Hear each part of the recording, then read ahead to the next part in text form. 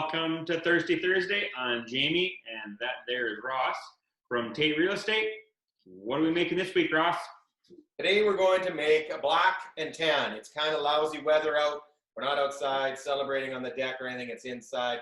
So this would be a drink that you can share with your friends and give them a little bit of a story about it rather than a fancy drink. It's a real simple drink to do. Jamie, tell us how we make this thing.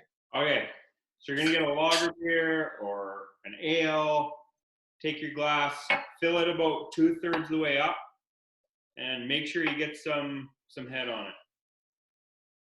Okay. About 2/3 of the way. Yeah. Mine's really foamy. Yeah, good. That's what you want. Okay. That's what I want. Okay. You put the whole beer in? I put the whole beer in. It just turned out to be a whole beer.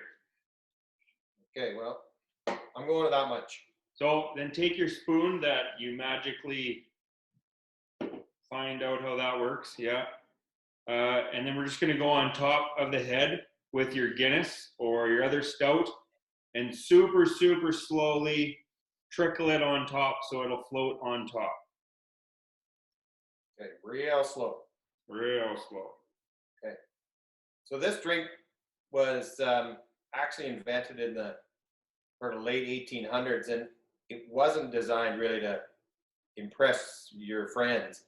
It was pub owners were taxed on the kind of beer they had, and dark beers like Guinness or any other stout actually was taxed heavier. It was more alcohol in it, and so it was taxed heavier. And so they used to mix an ale or a lager with it, and that would lower their tax costs. And it wasn't poured like this. It was actually, although mine's not probably pouring the way it's supposed to pour either, it was actually stirred together and served as a mixed drink. So as bartenders are apt to do, it sort of turned into more of a fancy drink where the black was on top and the tan was on the bottom. Jamie, yours is working and mine's not. Is it? I don't think so. No? I don't know. If you go to anywhere in North America to a pub and you ask for a black and tan, they'll know what it is. In Western Europe, same thing, they'll know what it is. And if you're in Ireland, you probably won't get a black and tan. Especially in Northern Ireland, black and tan was actually the color of the uniform of a British regiment. And so it's not cool to order a black and tan. It's kind of considered disgraceful. So, but they do have half and half. It's the exact same. The dark beer is on the top and the light beer is on the bottom. I don't think mine's working at all. So I probably can't be a bartender. But you know what? I'm pretty sure it'll taste exactly the same. Okay. And, oh, I'm pouring it really slow too. I've seen these served in bars where it has a clear definition between the dark beer on the top and the light beer on the bottom.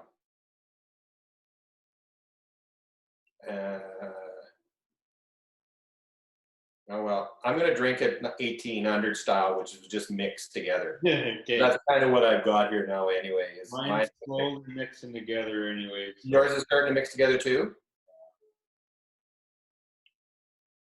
Yeah, I'm just going to call that one good. I'm going to call mine good too. Anyway, it's got a good story, and on a rainy day like we got here, yeah, yours actually looks better than mine does. Got your half and mine is just sort of all stirred together. So anyway, the black and tan, yours is actually looking pretty good. Yeah. Turn that up a little higher like that because you can kind of see it in the light better. It took a long time to do, but you know what? It was worth it. I'm not patient enough. So cheers. Black and tan. Cheers, everyone.